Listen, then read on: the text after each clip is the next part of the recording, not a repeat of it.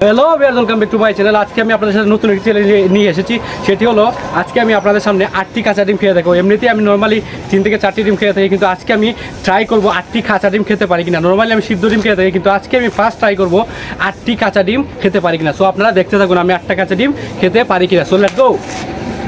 So চলুন viewers, challenge start করা যাক। আপনারা দেখতে থাকুন আমার সাথে সাথে।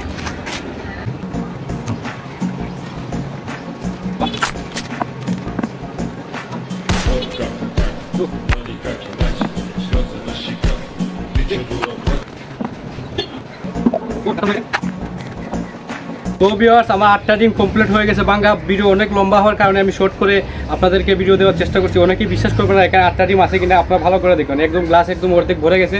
এখানে 8টা ডিম আছে। আপনাদেরকে আমি দেখাচ্ছি ভালো করে।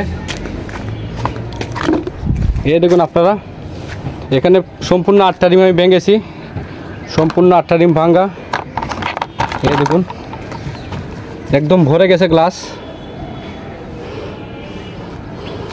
অর্ধেক হয়ে গেছে। তো ভিউয়ার্স, এখন খাবো। অনেক গরমের মধ্যে খাইতেছি ডিম, আল্লাহ জানে কি হবে। আল্লাহ নাম নিয়ে খেয়ে ফেলি। অনেক গরম দিতেছে, ঘেমে শেষ একদম। So let's go.